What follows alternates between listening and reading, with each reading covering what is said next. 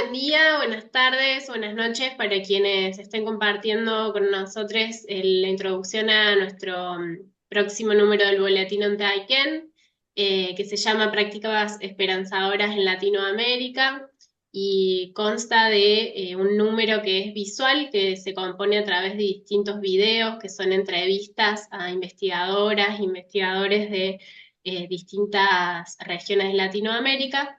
Y bueno, le doy la bienvenida a quienes están compartiendo ahora este diálogo entrevista, a Adrián Escribano, a Pedro Lisdero y a Ignacio Pellón, que vamos a estar haciendo la introducción al número. Para comenzar, quiero hacer algunas preguntas orientadas a Adrián Escribano, que bueno, es el director de este boletín y quien estuvo también coordinando la participación de los distintos investigadores e investigadoras invitados para el número. Principalmente preguntándole sobre cuál sería la contextualización tuya, Adrián, que podés brindar respecto al objeto de la esperanza desde la teoría social y una mirada latinoamericana. Bueno, gracias Paula, gracias Pedro, Ignacio, gracias a todos los que están contribuyendo con esto, mirando y a los que han contribuido aceptando de nuestras entrevistas, aceptando nuestra propuesta de pensar sobre las prácticas esperanzadoras y creo que eso ha sido una de las características de este número, que la gente se ha sumado rápidamente, no ha tenido ningún tipo de objeción ni ha puesto ningún recaudo en hablar. Y creo que eso tiene mucho que ver con parte de la motivación del número, digamos. A ver, si uno ve las estadísticas, digamos, hay como dos emociones. Estadística me refiero a los estudios privados de, en América Latina que más o menos indican, digo más o menos porque tal vez no estén orientados pero tienen preguntas sobre las políticas, las sensibilidades, las emociones, etcétera. Uno encuentra que la tristeza, el miedo, la ansiedad son las emociones preponderantes, prevalentes en la región. Nosotros lo hemos escrito ya varias veces, incluso como comunidad, como grupos, como red, como programa de investigación hemos hablado mucho de eso, pero también existe otros trabajos de carácter cuantitativo que asocian a este periodo, este primer cuarto de siglo, a una especie de cierre y apertura al próximo cuarto de siglo, signado, digamos, por la negatividad, ¿no? Signado por el hecho de, lo digamos como lo hemos dicho también en alguna de las entrevistas, desesperanza, ¿no? Entendía, bueno, fracasó todo. O como me gusta decirlo a mí, que es en realidad parafraseando algunas cosas que se discutieron en los 90 y que Habermas lo puso en este término, las promesas incumplidas de la modernidad. Yo diría las promesas incumplidas, digamos, del lumpenprogresismo y la democracia del consumo, que en América Latina dejaron, como ¿no? Lo hemos subrayado en el cuadernillo que apareció hace poco en Claxo, que compartimos Pedro, Angélica y Andrea, donde lo que se ve es un panorama negativo, un panorama de anquilosamiento, un programa de desvinculación y algo que no, hasta los que vivimos finales de los 90 principios de los 2000 con intensidad de militante y investigador, no, lo veíamos muy lejano, que era el anquilosamiento y la ruptura de aquel sujeto que venía a reemplazar a los partidos políticos, a los sindicatos, que son los movimientos sociales. Y en ese caso, hay un dato bien interesante de esto, en esos términos, que es el fin de la era, digamos, de los foros sociales globales, ¿no? Estos que íbamos a Porto Alegre, venía gente de todo el mundo, se hacían cosas. ¿Por qué? Porque había prácticas en todo el mundo que eran portadas por esos movimientos sociales. Ese requebrajamiento, esa lógica del empantanamiento, esa lógica de remar en dulce de leche que hoy se percibe, de la posible, digamos, inaptitud, digamos, una redefinición de estas acciones colectivas que habíamos denominado movimientos sociales, nos lleva a la discusión de cuáles son las prácticas esperanzadoras, ¿no? Entonces, nosotros creo que nuestra provocación a nuestros entrevistados fue desde ahí, ¿no? Digo, bueno, por eso lo primero que le preguntamos es cuáles creen que son los mecanismos, los procesos, las causas que nos llevan a este estado, ¿no? Digo, para decir de una manera, incluso dentro de nuestros propios grupos, en Argentina nosotros somos 7 grupos, y hay pocas personas que diríamos, no vivencian con mucha intensidad esa cosa de no saber qué hacer porque el presente es una pesada carga, ¿no? Siendo que, como nosotros mismos lo preguntamos, el presente es resultado de un proceso, de unos mecanismos, de una historia de corto y largo plazo, que tiene que ver con un complejo sistema de procesos que se asocian a esto que nos hemos dado a llamar a la época o el momento de la transglobalización, de la transformación del capitalismo global y de la lógica de la, pongámoslo entre muchas comillas, la pérdida de sentido, la democracia por el consumo y el fin de la hegemonía ideológico, práctica, de poder de lumpenprogresismo y la aparición de relatos digamos, de retardatarios respecto a las posibilidades de destitución de valor al capitalismo como único discurso. Me parece que por ahí es lo que uno dice, bueno, ahora sí hablemos sobre la esperanza, digamos, en la pandemia lo dijimos, ahora lo volvemos a decir, los ciclos son cada vez más cortos para las derrotas y para las victorias, ¿no? Entonces, digo, en la pandemia era, bueno, tenemos la oportunidad de repensar todo, parece que no lo repensamos, y el cuestionamiento del capitalismo queda intacto, ¿no? Vuelven los sistemas democráticos a preocuparse por cómo salimos de acá con más extractivismo, con más dependencia, con más lógica imperial, con más lógica colonial. Entonces, eh, no ahora tener una práctica crítica, una práctica teórica sobre la esperanza no es solamente una opción, solamente un privilegio, sino es un desafío terminal, ¿no? Frente a todas estas cuestiones del aceleracionismo, el colapsionismo, etcétera, etcétera, a nosotros nos toca también reconstruir las bases prácticas y empíricas de esto. A esto está orientado este boletín y en ese contexto está cuáles son estas prácticas que podemos determinar, cuáles son estas teorías que podemos vislumbrar. No sé, Pau, además de agradecer la invitación de estar acá y de participar de estos diálogos, que me parece que además no empezaron con este número del boletín, justamente quería hacerte como una pregunta, una reacción, Adrián, en torno a esta contextualización que vos hacías sobre el objeto de la esperanza. Una de las cosas que me llamó la atención, no sé qué les habrá parecido a ustedes, escuchando las entrevistas, es cierta resonancia común, ¿no? Parece que se abreva sobre ciertas reflexividades en torno a una multiplicidad de prácticas, partiendo desde lugares teóricos totalmente distintos, incluso desde trayectorias académicas, de inserciones académicas totalmente distintas, etcétera, etcétera. Eso es algo que captó mi atención. Yo sé que, Adrián, vos has hecho un esfuerzo por delimitar la potencialidad de una sociología de las esperanzas. ¿Te parece que esta es una característica, digamos, común respecto de que esto, estamos hablando de esperanza cuando estamos hablando de otros objetos, cuando estamos preocupándonos de unas prácticas que en principio no se nos hubiese ocurrido tratarlas desde un frame de las esperanzas o algo de eso?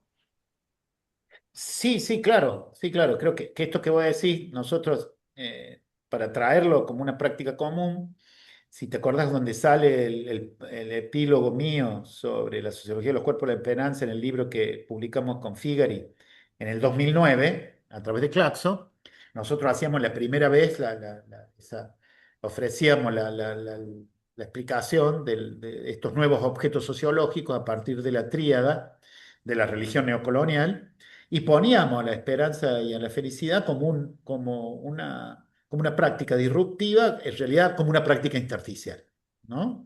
Y que esto que decís vos, es muy interesante que ahora en nuestros entrevistados se vea eso que nosotros veíamos. A ver, miren, me pareció muy interesante en las entrevistas con Marxa, nuestra colega boliviana, y Edwin, nuestro colega peruano, la visión es, si quieren, contradictoria pero complementaria de la noción de fiesta, ¿no?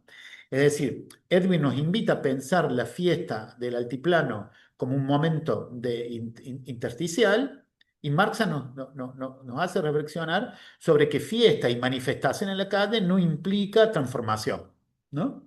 En el sentido de que por ahí aquella promesa del principio de los 2000 de las democracias de movilización a través de participación de los movimientos no se cumplió.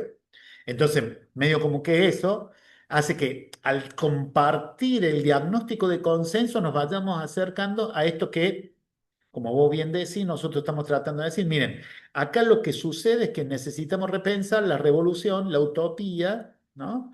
La teoría de la acción colectiva y la teoría del cambio social, que son las cuatro praxis que quedan agotadas cuando hay una aceptación generalizada que el único mecanismo que puede sacarnos del proceso de coagulación de la acción es otro capitalismo con cara humana, ¿no? Que vuelve sobre el extractivismo, que vuelve sobre el maltrato a los otros seres vivos, que vuelve sobre la generalización del patriarcado, ¿no? Eso, me parece que eso es algo interesante. Incluso hay una cosa que en tu pregunta, algo muy interesante para repensar, porque no es que la teoría de la revolución es simplemente un ejercicio teórico para una teoría de la esperanza, sino un posicionamiento en la radicalidad de la pregunta por la esperanza. No es que solamente la cuestión de la utopía en relación a la esperanza sea una cuestión de qué podemos pensar para adelante, sino los deseos, ¿no? Esta cosa, el capitalismo, una fábrica de deseos, dice uno, en un pensamiento crítico radical, ¿dónde se tiene que parar? En la contradicción central. Y la contradicción central, que sigue siendo una contradicción de clase, se para y sobrepuja con la contradicción de la apropiación y la manipulación de deseos. Y en la lógica de la acción colectiva, justamente en la inversión emocional, que implica poner cuerpos de emoción al funcionamiento de algo común, y es de ahí donde viene el cambio social, no en la progresión de la manipulación del Estado, ¿no? Esta especie de convencimiento que hemos tenido hasta acá, y creo que todos lo compartimos de la entrevista, o, o- o de algún modo, por eso con una multiplicidad, que es otra cosa que hay que abrir la cabeza, después es mucho lo que hay, no es una sola visión, que el Estado no es el que va a proveer esto, ¿no? Justamente venimos a destituir de valor al Estado capitalista. Si no lo hacemos, va a quedar, el cambio queda hecho. O sea, no hay revolución, no hay utopía, no hay acción colectiva. Si nosotros nos centramos solamente en una teoría del cambio social, donde todo sea un régimen de modernización de las prácticas, ¿no? Entonces, que lo que hay, y hoy en todos nuestros países se discute en nuestro país, claramente, se le llama modernización laboral. Modernización. Otra vez modernización. Hace desde la década del 50 que la palabra modernización viene tapando el hecho de alguna frase mucho más radical, que es continuemos con el capitalismo, sea como sea, ¿no? No tengamos ninguna duda que es el único medio de vida. Otra cosa no se puede. Por eso el pensamiento esperanzador nos va a llevar a un pensamiento de discusión de lo comunitario, ¿no? Comunicación más radical. En el año 2015, en un dossier que Horacio Machado Arau coordinó en la revista el actual Marx Intervenciones, que dirige nuestros compañeros chilenos, María Emilia Tillú y Roberto, yo decía sobre la esperanza que hay que empezar a reflexionar sobre la esperanza ahí a donde nos deja nuestros actos fallidos, ¿no? Porque en realidad nadie quiere volver a hacer lo que siempre se ha hecho. Pero esto es un acto fallido, ¿no? Es cuando, típicamente una condición de la repetición, ¿no? Entonces ahí me parece que tu pregunta, vuelvo al inicio de tu pregunta, ¿qué es lo que tenemos en común? El profundo reconocimiento o toma de conciencia, iba a decir, ¿no? O concientización de que lo que hemos hecho hasta acá había fallado y que lo que hemos hecho aún más y peor es no aceptar que había fallado. Por eso tanto tiempo corriendo sobre lo mismo. O sea, recorriendo el mismo camino, tropezarnos con la misma piedra. Por eso tanto ocultando el amor que está en la madre sola de 3 hijos, que banca la abuelita y que todos los días va a un comedor para sustentar, olvidando que hay miles, millones de discapacitados que se autogestionan el día a día para ir de un lado a otro y que en esa autogestión involucran sí, a la sociedad normalizante y olvidando de que hay millones de personas transgénero que sufren la política, la política del capitalismo que los involucra en un Estado que le dice que lo ha aceptado, pero que tienen que ganarse la vida todavía en las calles porque en la sociedad no son aceptados, etcétera, etcétera, etcétera, etcétera, ¿no? Todos los que hemos entrevistado, y nosotros, por supuesto, porque somos los que hemos disparado la cosa, creo que lo que ahí estamos aceptando es que eso ya tiene límites, ¿no? Y recuerden una cosa que Melucci decía, que es para mi gusto, a él no le hubiera gustado que lo diga así, esta idea de límite de compatibilidad, los límites de compatibilidad sistémica, ¿no? Que es una noción marxista en realidad, ¿no? Es decir, acá lo que hay, el capitalismo tiene la horca, ¿no? La soga atada al cuello. Y lo que hacemos cada vez que no reconocemos la repetición es tirar justamente. Pero claro, no es el socialismo lo que hay del otro lado. Yo creo que ahí uno tiene que tener la audacia, pero también el compromiso de seguir a Marx en sus pasos, en sus huellas, no en la literalidad de la sacralidad que la izquierda lo quiere hacer llegar, que es manteniendo una idea de trabajador que no existe, manteniendo una idea de revolución que no existe, manteniendo una idea de pobreza que no existe. Lo que estamos acá y lo que no hemos encontrado en la entrevista, no hemos dado cuenta. No sabemos exactamente cómo se puede reemplazar. Lo que decimos es, si uno tiene el prisma de la sociología de la esperanza, tiene la posibilidad de preguntarse por los veremos, por los hiatus, ¿no? Por esto que hemos dicho nosotros innumerables veces antes, ya de 20 años en su programa, por las ausencias, por los síntomas y los mensajes que implican el fin de estas lógicas que acabamos de decir, ¿no?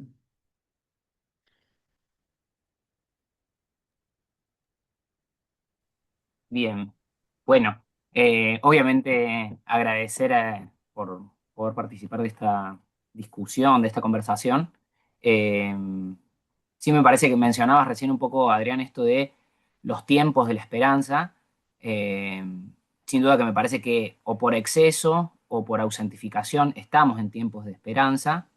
Y me parece que con este Onte Aiken, por lo menos me dejaba como pensando en esto de, bueno, muchas veces o venía, me parece que en las discusiones que, por lo menos en las que venía participando con el grupo y con distintas personas, veníamos hablando, bueno, tiene que ver con el pasado, la esperanza tiene que ver con el presente y cómo se proyecta a futuro, sin duda que hay una dimensión temporal que está como bastante trabajada, y me dejaba como más pensando, particularmente este número, los diferentes autores ahí lo que van compartiendo cuáles son las encarnaciones hoy, o las encarnaciones tanto en cuerpos como las encarnaciones como en los territorios, ¿no? Hay como una dimensión ahí más, eso, como espacial, hay como mucha discusión de eso, de comunidades autónomas, autodeterminación, escalas de esperanza.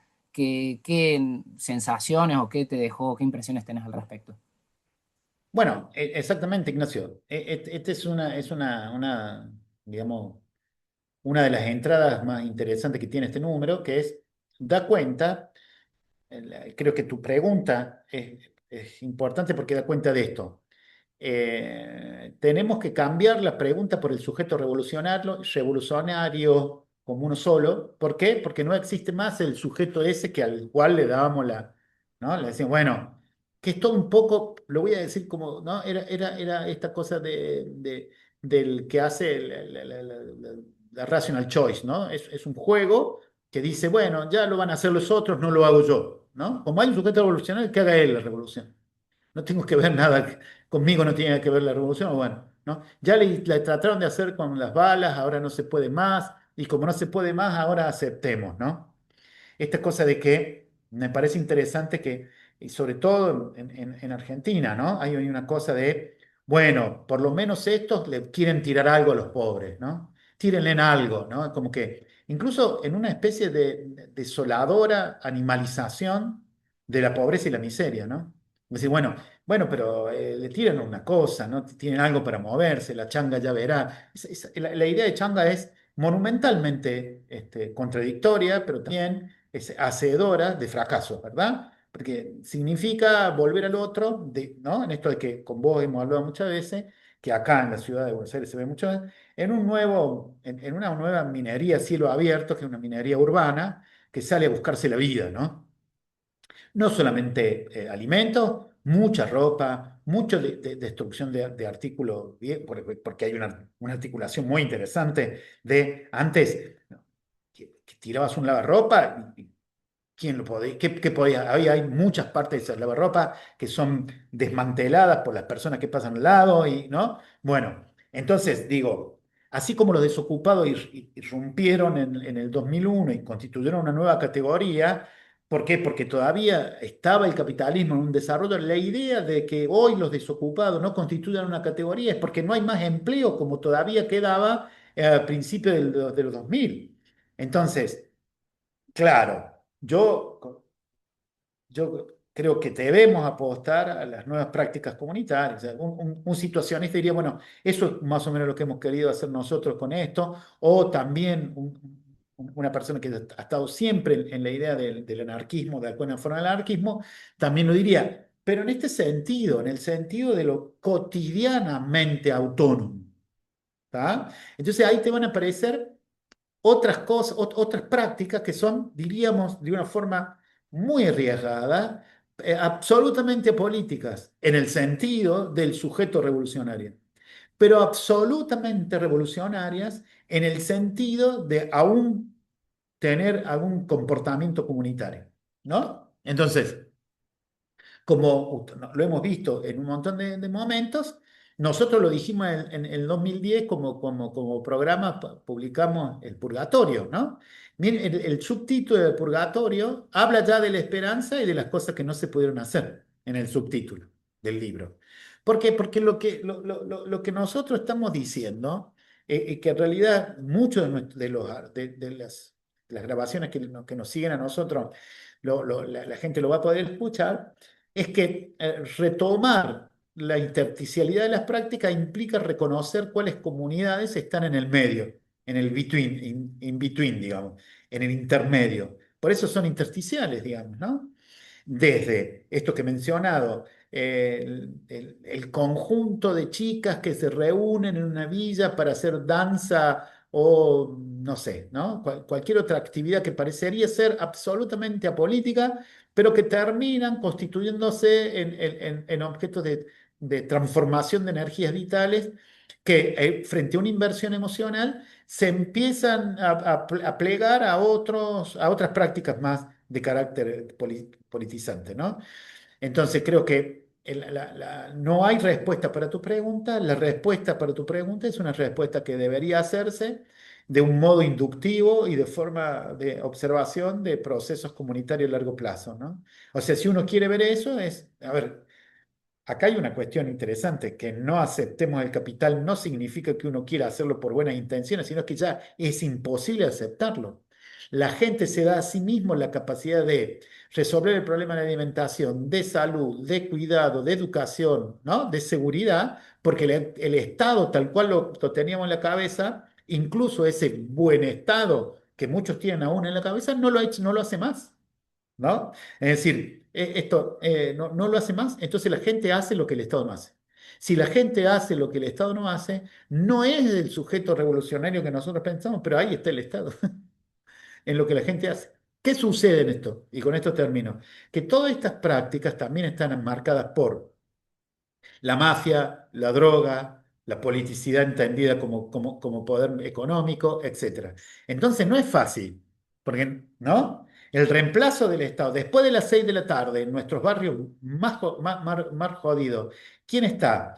Está el proceso de empatía, esto que decimos nosotros, ¿no? De amor, confianza, reciprocidad que constituyen la esperanza, pero al lado, cobordeando eso, está el narco proveyendo como si fuera un Estado municipal de las relaciones básicas, las relaciones de poder en términos de acceso a lugares. Está el puntero que algunos decían muerto, ¿no? El puntero político gestionando los últimos recursos que el Estado le da para poder todavía permanecer como en su trama de impunidad, y etcétera, etcétera, etcétera. Está al lado, es cobordeando, ¿no?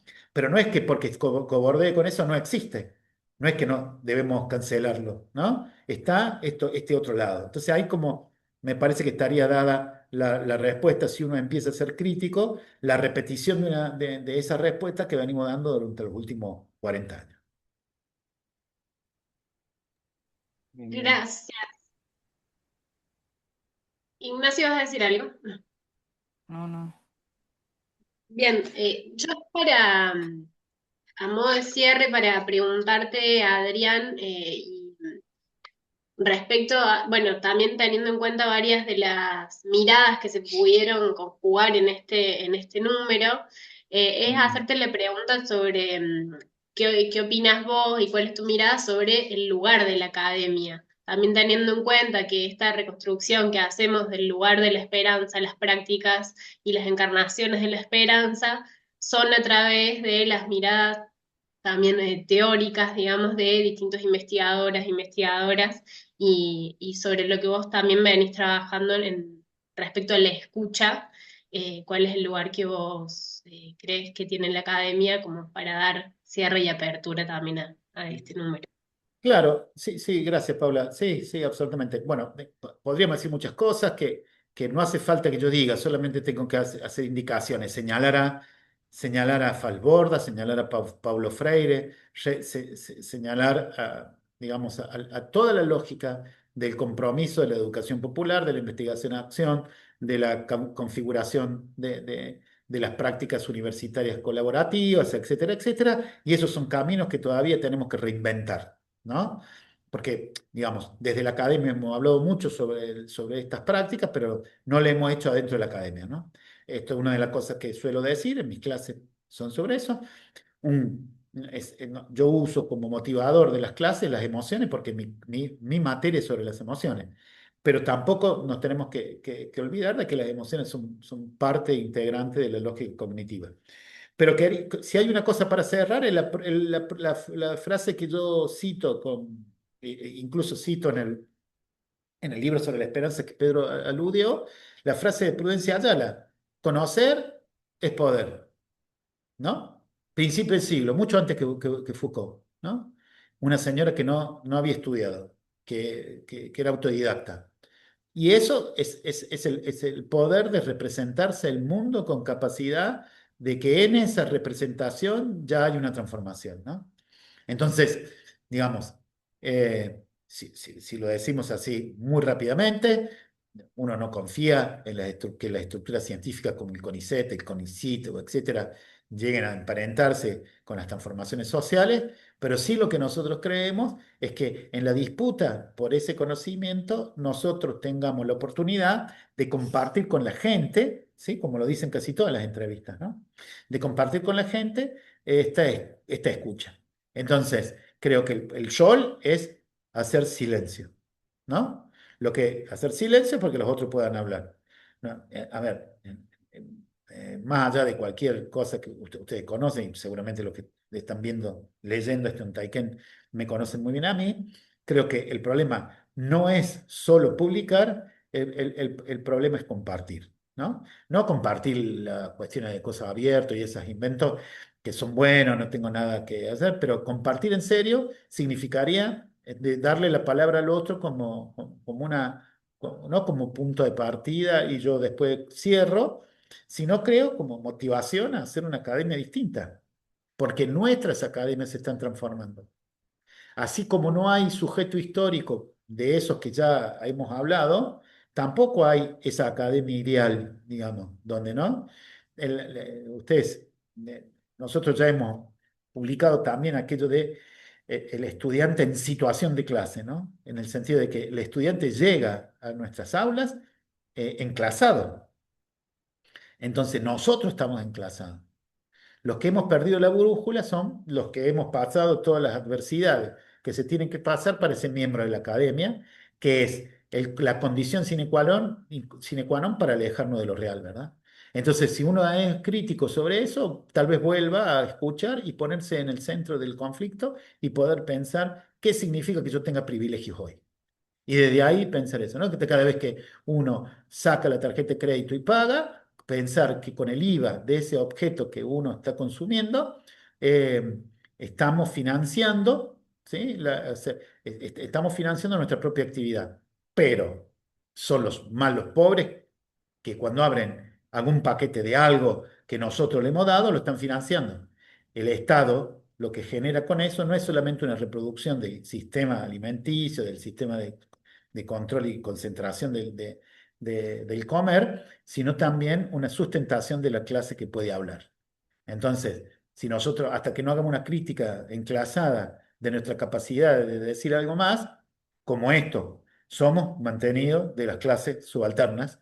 Entonces, si no tenemos una radical comprensión a través del silencio de eso, no creo que podamos preguntarnos seriamente sobre la radicalidad y la posibilidad de tener la esperanza de cambiar el mundo.